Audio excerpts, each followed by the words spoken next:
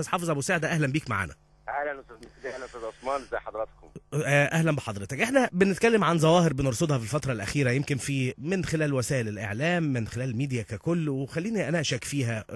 في حاله نعترف انه فيها قدر كبير جدا من الرعب والهلع والمناقشات في موضوعات انا بتخيل انه لا طائل منها. يعني زي ما كان بيقول عثمان من لحظات، انه احنا ليه مش بنتكلم، او الهدف او لب الموضوع هو التشريعات والقوانين والدستور اللي هيضمن ان احنا نبقى بلد مختلفة.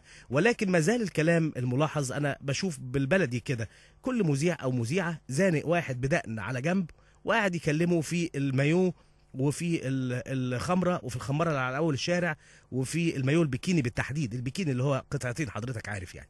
فهل ده مش دفاعا عن عن التيارات الدينيه، وانما بس بنتكلم بالمنطق؟ هل المنطق انه يبقى هو ده الاتجاه دلوقتي، ولا الاتجاه الافضل يبقى التاكيد، الناس تمسك بايديها واسنانها في الضمانات والاطار العام اللي هو هيحدد علاقة المصريين ببعض فيما بعد؟ تعليق حضرتك. شوف، انا طبعا اتفق تماما مع انه الموضوع المطروح هو اليات حماية وضمان الديمقراطية، انها ما تبقاش لمرة واحدة. بمعنى انه الكلام ده يتقال لو انه الناس دول هيجوا لمرة واحدة ويمشي، انما لا، هو في ضمانات التداول السلمي للسلطة، وفي ضمان الحقوق والحريات العامه، لانه برضو بعض الاسئله يعني طبعا باستثناء البكيني والخمره والشواطئ الخاصه وكذا، لا، في اسئله مهمه تتعلق بحريه الصحافه، تتعلق بحريه التعبير، تتعلق بحريه الاعتقاد، تتعلق بالاقليات الدينيه.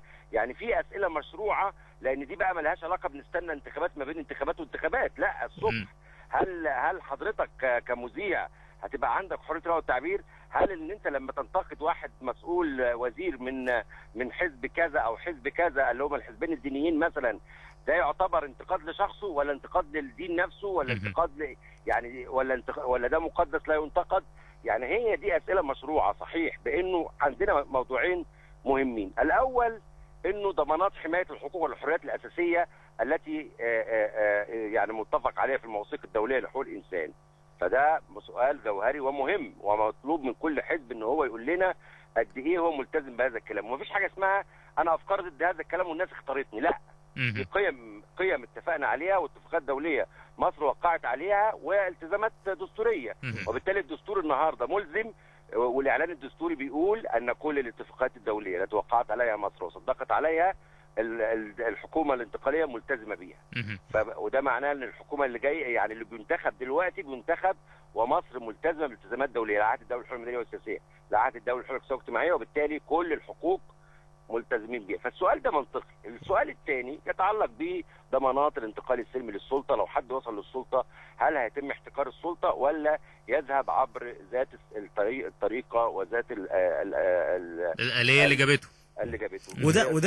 وده السؤال الاهم، واللي ما اعتقدش ان هو يعني مفروض ان هو يوجه بالدرجه الاولى الى الكاسب، او يعني التيارات اللي هي او الاحزاب اللي هي حصلت على جزء كبير جدا من الكعكه، لكن دي ضمانات هتبقى موجوده بتنظم الحاله للكل. لانه انا بس بقول انه احساس الناس انه زي ما يكون برضو تاني مرة احساسنا ان احنا هنسلم البلد تسليم مفتاح. يعني هل احنا في اعتقادنا او في تصورنا ككل انه هترجع مصر تاني ممكن تتسلم تسليم مفتاح؟ هل ممكن الفاعل تاني يتحول الى مفعول به؟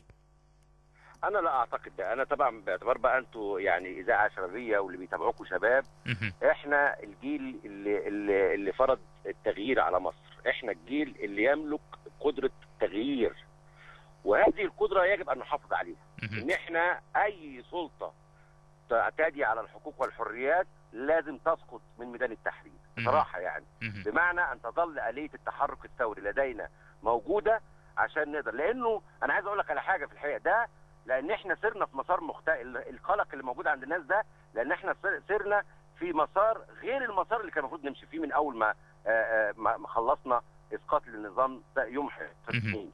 كان المفروض بنتكلم في الدستور، لان هو الضمانات اللي كلها اللي بنتكلم عليها دي، سواء حقوق والحريات او سواء الخاص بتداول السلم للسلطه، او سواء الفصل بين السلطات، او عدم احتكار حد لكل ادوات السلطه في المجتمع المصري، كان لازم نخلصه، وده نخلصها الاول في دستور، وكان ده في مصلحه حتى الاحزاب الدينيه، الحزب الحريه والعداله واحزاب النور. حتى ليه بقى؟ احنا زي امريكا وزي الدول، ما فيش، الدنيا ما بتقلقش، يقول لك المحافظين جايين، يعني الدنيا ما فيهاش مشكله، ان شاء الله نحتكم، لو بوظوا الدنيا نحتكم للقانون، وما يملكش ان هو يخرج عن الضمانات اللي موجوده في الدستور المصري، الدستور الامريكي. نفس القصه كنا عايزين كده، نقول عندنا ضمانات وعندنا موعد للانتخابات، ضمانات للحقوق الفرديه وعندنا موعد للانتخابات. كان ده ضمانه لكل حاجه، ما حدش يطرح فيها الاسئله دي هتعمل ايه، وكانه الذي سيتولى حكم مصر يبقى يملك تغيير كل قواعد اللعبه في الدوله. لا طبعا، ما يملكش تغيير كل قواعد اللعبه. قواعد اللعبه دي قواعد متفق عليها مشتركه. عشان كده بنقول ايه؟ ان الذي يضع الدستور ليست الاغلبيه.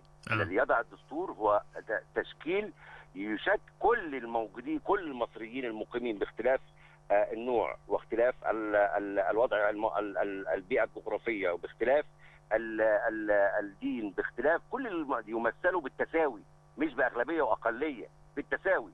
ويطلع دستور يعبر عن الشعب المصري بالكامل، وهذا الدستور يقعد لمده يعني 30 40 50 سنه زي ما احنا عايزين. استاذ حافظ، يعني والحقوق والحريات بتاعتنا. طيب ده يجرني اسال انه تاخير او تقديم المساله او وضع العربه قبل الحصان، زي ما احنا لو اتفقنا على ده، هيصعب شويه من المهمه، وخاصه انه دلوقتي عمليا بحسابات الوقت والزمن والساعه، انه الدستور بعد اعلان المجلس العسكري انه يعني نهايه ادارته للبلاد هو شهر 6 القادم، وبالتالي فتره الدستور بالكامل من اول انعقاد لمجلس الشعب وحتى شهر 6 هي فتره في النهايه محدوده، ممكن تكون في حدود 5 شهور مثلا، او ده لو صارع المجلس بالانعقاد وصارع بتحديد اللجنه وصارعت كل الاطراف بالعمل. شايف انه في ظل كل ده عمليا مساله وضع الدستور الان بعد كل المعطيات الموجوده على الارض هتبقى عمليه سهله، ولا هنتوقف كثيرا ويحصل يعني اشكال من الصدام كثيره جدا قدام وضع دستور جديد للبلاد؟ هقول لك ده في افتراضين. الافتراض الاول، اذا جاءت اغلبيه كاسحه في البرلمان ومجلس الشورى لتيار معين، تيار لوحده ايا كان بقى، اي تيار سياسي واحد، يعني مثلا نصريين، وفديين، اسلاميين، اخوان مسلمين، يعني كده، لو جه تيار واحد هيحاول يعمل دستور ويفرض قوته على كل الناس، ودي خطوره شديده جدا. ده اللي خلانا ان احنا كنا بنقول قبل ما نعمل انتخابات نعمل لجنه تاسيسيه ونضع دستور لكل الناس. خلاص، يبقى ده فرض هيحصل، نعرف ان احنا داخلين في مشكله، هذه المشكله هتكلفنا كتير. الوضع الثاني ان يطلع برلمان متوازن، مفيش حد يملك فيه اغلبيه كاسحه، في ده 30%، ده 40%، ده 20%، ده 10%، وفي الحاله دي انه هيبقى التوافق اجباري على كل الناس، ان احنا نتوافق سواء على اللجنه اللي هتختار اللي تضع الدستور، او على سواء على اداره المناقشات في المجتمع المصري، نتفق كلنا على آلية فيها عشان نكسب انه الدستور يبقى طالع من الناس كلها، لان اللجنه دي مش هي تقعد مع نفسها تحط الدستور. من وحي المرحله الاولى شايف ان احنا متجهين ناحيه برلمان متوازن بشكل او باخر، مع يعني زياده النسب للبعض وقلتها للبعض الاخر، ولا هيبقى البرلمان غير متوازن؟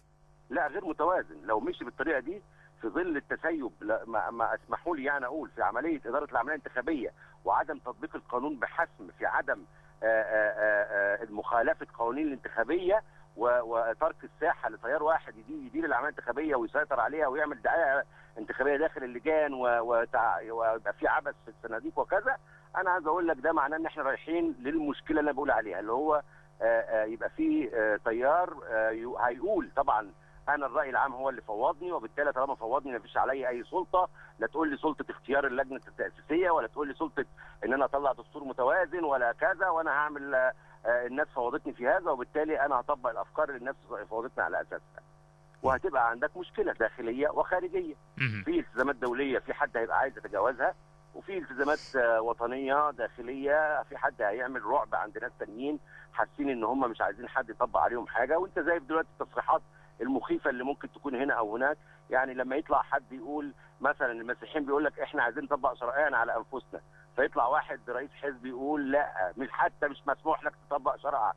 طبعا انت بتدخل البلد في ازمه يعني مخيفه، ازمه مخيفه، وبالتالي ده عشان كده التحرك في ده مش مساله ان احنا مش موافقين على الاليه الديمقراطيه، لكن الاليه الديمقراطيه ليها اشتراطات لازم تكتمل كامله، مش انه مجرد انك تعمل انتخابات ناس طوابير بره واقفه، ثم العبث التاثير على اراده الناخبين وتوجيه التصويت لاتجاه معين.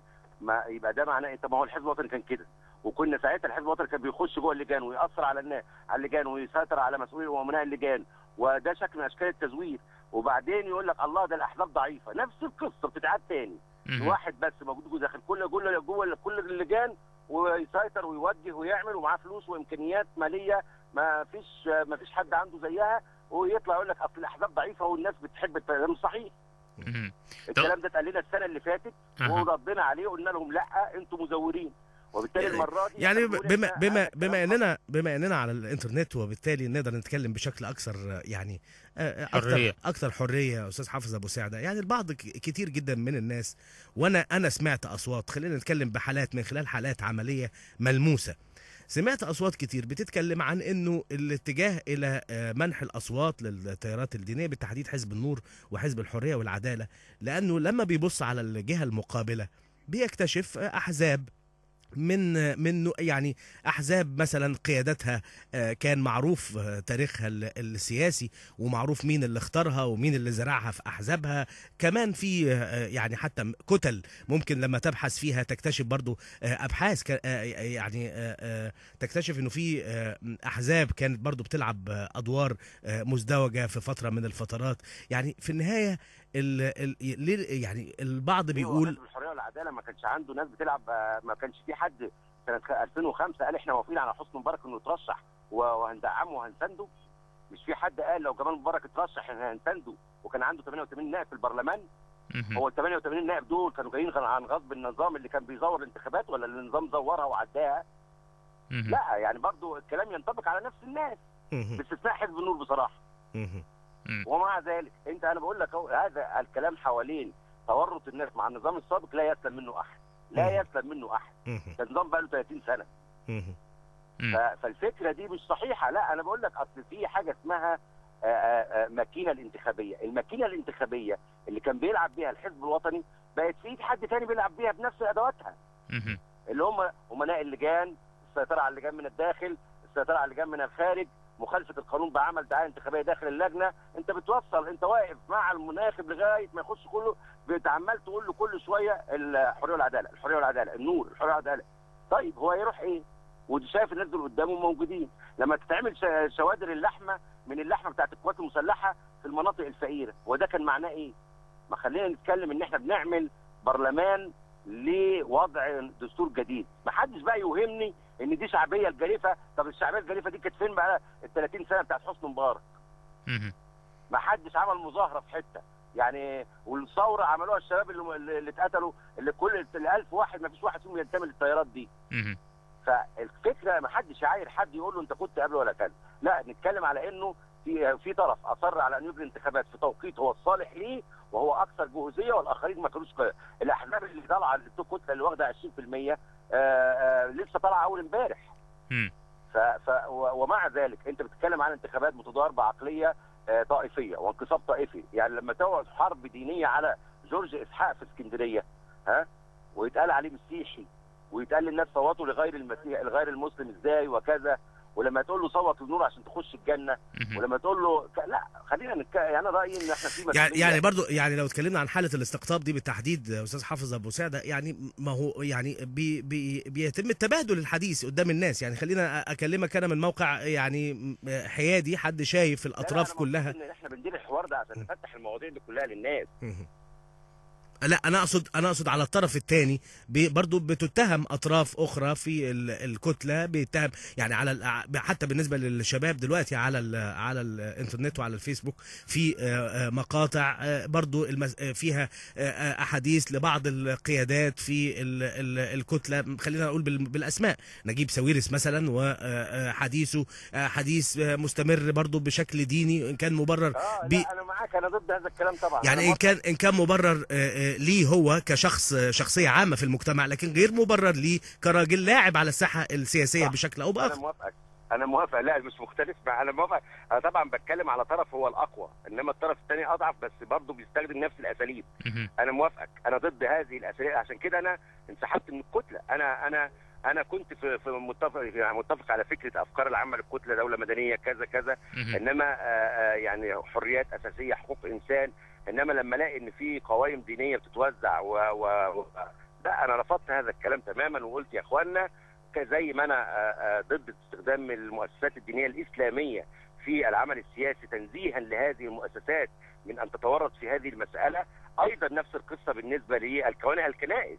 وانا كان ليا موقف معلن لكل الناس، فعشان كده انا كلامي محايد، ولازم الناس تاخده باعتبارات الحرص على الوطن ده، والحرص على ان احنا يكون عندنا ديمقراطيه حقيقيه مش اقصائيه وتحقق التوازن لكل الناس.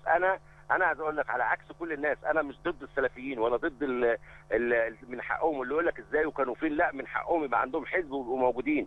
وانا ضد برضو ان احنا نشوههم، ناخد لقطات من هنا زي ما انت كنت بتقول. عشان كده اتفقت معاك في بدايه الكلام، الاسئله الخاصه بالبكين وبتاع وكذا، انا ضد البكين.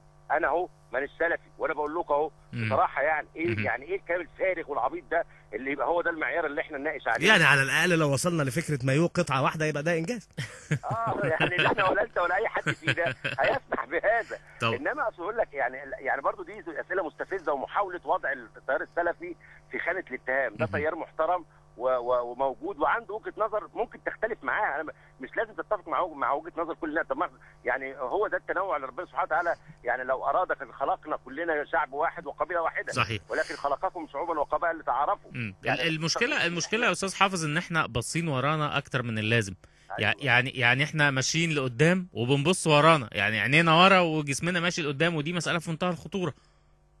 بس احنا مهمتنا ومهمتك ومهمه كل الناس ان احنا ننبه، بصوا لقدام يا اخوانا.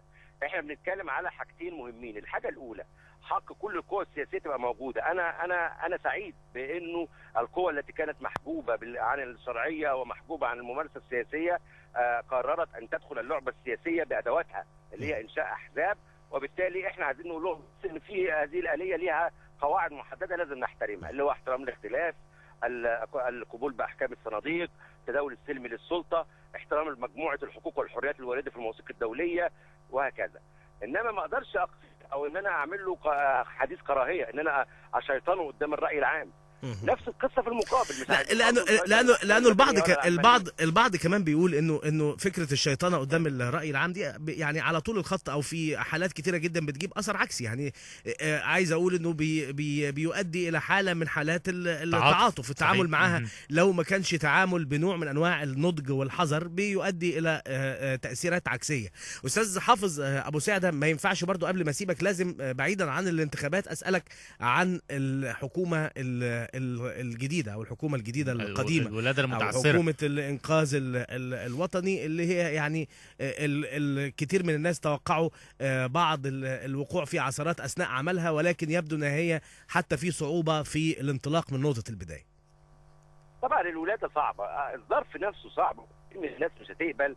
انا بصراحه يعني طبعا انا مقدر جدا اي حد يتحمل مسؤوليه دلوقتي كل الناس عارفه ان دي حكومه مؤقته لمده 5 اشهر 6 اشهر بالكثير قوي، ويعني لو قدرت تكمل ال5 اشهر ففي في صعوبه قدامها في اختيار اشخاص اكفاء واقوياء وقادرين في ان هم يبقوا اعضاء في هذه الحكومه، وبالتالي في مشكله هيجي لك ناس بقى يعني ربنا يستر.